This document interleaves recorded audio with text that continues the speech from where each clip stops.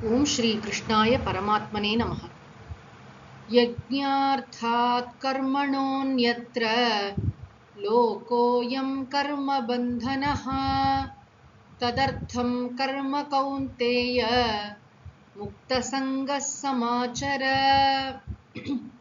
பகவான் ஸ்ரீகிருஷ்ணர் இதற்கு முந்தைய ஸ்லோகத்துல நியத பாவனையுடன் செயலாற்ற வேண்டும், அதாவது ஆண்டவன் அடிமை, அவர் தலைவர், நான் அவருடைய தொண்டன் என்ற அந்த மனப்பான்மையுடன் செயலாற்ற வேண்டும் சொன்னார். இந்த ஸ்லோகத்துல ஒரு முக்கியமான கருத்தை சொல்கிறார். இதுல இருக்கிற ஒரு வார்த்தையும் ஒரு ஸ்லோகமும் இந்த பகுதியெல்லாம் ரொம்ப முக்கியம். ஹே கௌந்தேய, குந்தியின் புதல்வனே, யஜ்ஞார்த்தாத், யஜ்ஞம் அப்படிங்கிற சொல் ரொம்ப அழகான ஒரு சொல். யஜ்ஞம்னா சாதாரணமா வேள்வின்னு அர்த்தம். யஜ்ஞம் என்று சொன்னால் இறை வழிபாட்டுணர்வுடன் செய்யப்படும் செயல்கள். ஹோமகுண்டத்துல செய்யக்கூடிய வேள்வி மட்டுமல்ல, இறை வழிபாட்டு உணர்வுடன் நாம் செய்யக்கூடிய எல்லா செயல்களுக்கும் யஜ்ஞம் என்றுதான் பெயர். யஜ்ஞார்த்தாத் அந்யத்ர கர்மணஹ, இறை வழிபாட்டு உணர்வை தவிர வேறு, அதாவது அந்த உணர்வு இல்லாமல் செய்யப்படும் பிற கர்மங்கள் லோகஹ அயம் கர்மபந்தனஹ. அயம்னா இந்த மனிதனை, லோகஹனா இந்த இடத்துல மனித சரீரத்தில் இருக்கக்கூடிய இந்த உயிரை கர்மபந்தனஹ, கர்மத்தில் தளைத்து விடும். இறை வழிபாட்டு உணர்வுடன் நம்ம செயல் புரியணும் என்பது மிக முக்கியமாக பகவான் சொல்லக்கூடிய ஒரு விஷயம். நம்முடைய பாரத சமூக வாழ்க்கை, தனிப்பட்ட வாழ்க்கையெல்லாம் பார்த்தா இதுல சேக்ரெட் செக்யூலர் அப்படின்னு பிரிக்கவே முடியாது. எல்லாமே புனிதமானது. சாதாரணமா காலையில எந்திரிக்கிறதுல இருந்து இரவு உறங்க செல்லும் வரை இறை வழிபாட்டு உணர்வுடன் தான் நம்முடைய வாழ்க்கை முறையே அமைக்கப்பட்டிருக்கு. எல்லாத்துக்குமே நீங்க பாத்தீங்கன்னா இறைவனோடு தொடர்பு படுத்தி தான் நம்ம வாழறோம். நம்மையும் அறியாமல் நம்ம வீட்டுல இருக்கக்கூடிய விஷயங்களா இருக்கட்டும், எல்லாமே கடவுளுடன் தொடர்புடையதாக நம்ம பாக்குறோம் இல்லையா? அந்த ஆட்டிடியூட் எல்லாம் நான் கடவுளுக்காக செய்யறேன்.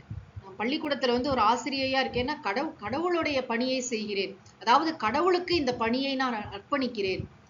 எல்லா செயல்களையும் நான் யார் பொருட்டு செய்கிறேன்? இறைவன் பொருட்டு செய்கிறேன். இறைவன் என்னை இந்த சூழ்நிலையில வச்சிருக்கார், எனக்கு இந்த மனித உடலை கொடுத்து இந்த வாழ்க்கையை கொடுத்து செயல்படுமாறு சொல்லியிருக்கார்.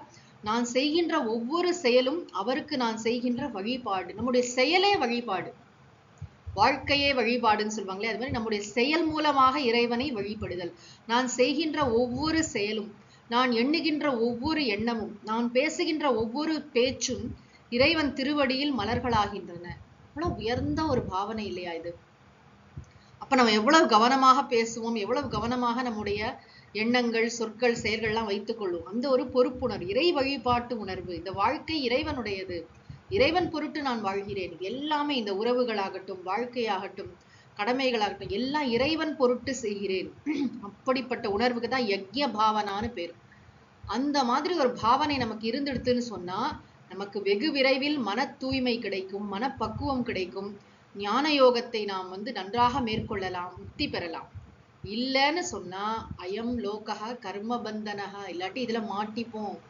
எல்லாத்தையும் நானே செய்யறேன், என் பொருட்டு செய்யறேன், எனக்காக செஞ்சுக்கிறேன், நான் இன்னொன்னு வச்சுக்கோங்களேன், வாழ்க்கையில நிம்மதின்ற பேச்சுக்கே இடம் இருக்காது, பயம் இருக்கும். ஏன்னா வாழ்க்கை என்பது ஒரு அன்சர்டனிட்டி, உறுதியற்ற தன்மை உடையதா இருக்கு இல்லையா? ஃபியூச்சர் நம்ம கண்ட்ரோல்ல இல்லை, ப்ரெசென்ட்டே நம்ம கண்ட்ரோல்ல இல்லை. நம்ம எதிர்பார்த்த மாதிரி பல விஷயங்கள், நம்ம உடம்பு கூட நம்ம சொல்றத கேட்கறது இல்லை. அப்ப இத்தனைக்கு நடுவுல நானே எல்லாத்தையும் செய்யறேன், எனக்காக செய்யறேன் அப்படிலாம் நினைச்சோன்னு வச்சுக்கோங்களேன், வாழ்க்கை ரொம்ப சிக்கலாகிவிடும். செயல்லாம் அதே செயலை தான் செய்யறோம், ஆனா இறைவனுக்காக நான் செய்கிறேன், இறைவன் பொருட்டு. இறைவனை நம்ம வாழ்க்கையில நிறைய கொண்டு வருது. பிரிங்கிங் மோர் ஈஸ்வரா இன்டு யுவர் லைஃப் அப்படின்னு சுவாமி தயானந்த சரஸ்வதி அவர்கள் ரொம்ப அழகா சொல்லுவாங்க. இறைவனை எந்த அளவுக்கு நம்ம நம்முடைய வாழ்க்கையில கொண்டு வரோமோ, சாதாரண செயல்களுக்கு நடுவுல கூட நம்ம இஷ்ட தெய்வத்தோட நமக்கு இருக்கின்ற தொடர்பு, எத்தனை வாட்டி மனசுக்குள்ள நம்ம இறைவனோட பேசுகிறோமோ அவ்வளவு தூரம் நம்ம நிம்மதியாக, ஆனந்தமாக, பயமில்லாமல் இருக்க முடியும். இது அனுபவபூர்வமான உண்மை. அதனால பகவான் என்ன சொல்றார்? யஜ்ய பாவனையுடன், யஜ்ஞார்த்தாத் கர்மணஹ அந்யத்ர, இங்க அப்படி ஆப்போசிட்டா சொல்றாரு. இந்த யஜ்ய பாவனையை தவிர அப்படின்னா என்ன? இறை வழிபாட்டு உணர்வு இல்லாமல் செய்யப்படும் பிற கர்மங்கள் நம்மை பந்தத்தில் ஆழ்த்திவிடும், நல்லா நம்மளை சிக்க வச்சிரும். நிறைய துன்பத்துல கொண்டு போய் நம்மள சேர்த்துரும். திரும்ப திரும்ப நம்ம மாட்டிப்போம். புதுசு புதுசா பிரச்சனைகளை இழுத்து விட்டுப்போம்.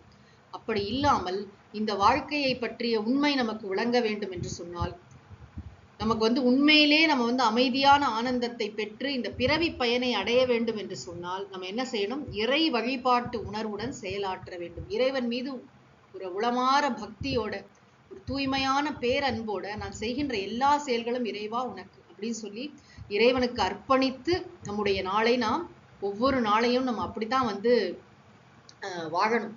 ரொம்ப அழகான ஒரு பாவனை பகவான் இங்கு கற்றுத்தருகிறார். இதுக்கு யக்ஞ பாவனை என்று பெயர். நம்ம வீட்டிலேயே பாருங்களேன், குழந்தை பிறந்தா முருகன் பிறந்திருக்கார், கிருஷ்ணர் பிறந்திருக்கார், அப்படிதானே சொல்றோம். அம்பாள் பிறந்திருக்கா, இறைவனோடு தொடர்பு படுத்துகிறோம், இறைவனுடைய பெயரை வைக்கிறோம். அதுக்கப்புறம் ஒரு சின்ன பொருள் வாங்கிட்டு வந்தா கூட வீட்டுல சாமி முன்னாடி வச்சு எடுத்துக்கிறோம். ஒரு புது புடவை கட்டினா கூட சந்தன குங்குமம் இட்டு சாமிகிட்ட வச்சுட்டு எல்லாமே பாத்தீங்கன்னா இறைவனோடு தொடர்பு படுத்தி நாம வாழறோம் இல்லையா? இது நம்மள அறியாம நம்முடைய பண்பாட்டுல சொல்லப்பட்டிருக்கிற விஷயம். இதை நம்ம புரிஞ்சுக்கிட்டோம். இதன் பின்னணியை நாம் புரிந்து கொண்டால் ரொம்ப நல்லது. இறைவனோடு தொடர்புடையது என்னுடைய வாழ்க்கை. இந்த வாழ்க்கை இறைவன் கொடுத்தது. என்னுடைய மனசு, புத்தி, உடம்பு, இந்திரியங்கள் எல்லாம் சரியா இயங்குறதுக்கு காரணம் இறைவன். அப்படிங்கிற ஒரு அப்ரிசியேஷன், அண்டர்ஸ்டாண்டிங் வேணும் நமக்கு. சோ ததர்த்தம் கர்ம, அதன் பொருட்டு, அதாவது இறைவன் பொருட்டு செயல்களை எல்லாம் செய்ய. எப்படி செய்யணும்னா, ரொம்ப முக்கியமான ஒரு வார்த்தை சொல்றார், முக்த சங்கஹ, பற்று இல்லாமல், பற்றிலிருந்து விடுபட்டவனாக. பற்றுனா என்னன்னா, இப்ப பாரு, இந்த எதிர்பார்ப்பு பலனை பத்தி ரொம்ப யோசிக்கிறது. நான் செஞ்சேன்னா என்ன கிடைக்கும் எனக்கு, அதோடய ஒட்டிக்கிறது. அப்படி அல்ல. நம்முடைய கவனம் முழுவதையும் செயலில் குவித்தல், பலனை பற்றி அலட்டி கொள்ளாமல் இருத்தல். அது நம்ம 2வது அத்தியாயத்துல நிறைய பார்த்தோம்.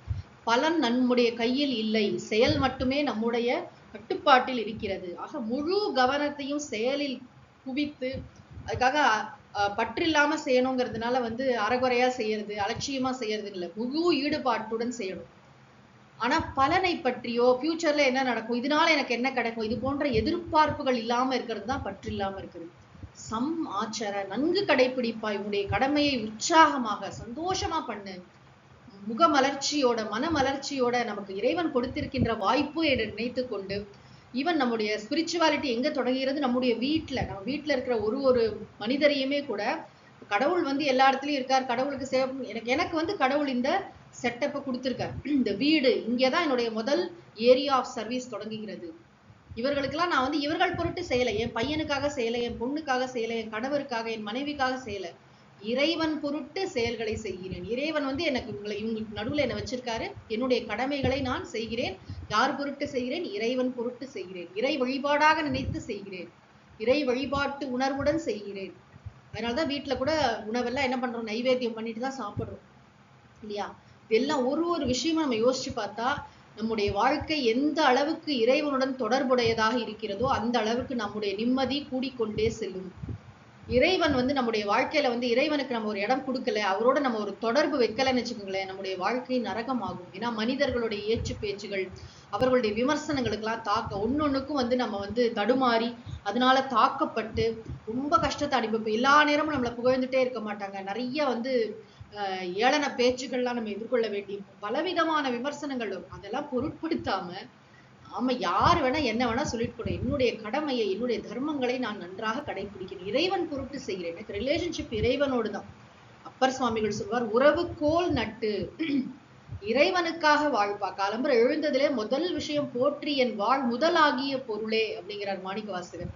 வாழ்க்கையில எனக்கு முதல் தொடர்பு யாரோட? இறைவனோட தான். இந்த உறவுகள்லாம் தற்காலிகமா எல்லாரும் வந்திருக்காங்க, எல்லார்கிட்டையும் அன்பா இருக்கும், கடமைகள்லாம் ஒழுங்கா செய்யறோம். ஆனா இறைவனுடைய இருக்கின்ற தொடர்பு மிக முக்கியம். இறை வழிபாட்டு உணர்வுடன் நான் ஒவ்வொரு செயலையும் செய்கிறேன். இப்ப இந்த கீத விஷயத்தை நான் சொல்வதும் நீங்கள் கேட்பதும் கூட இறை வழிபாட்டு உணர்வுடன் ஒரு பூஜையாக நிகழ வேண்டும்.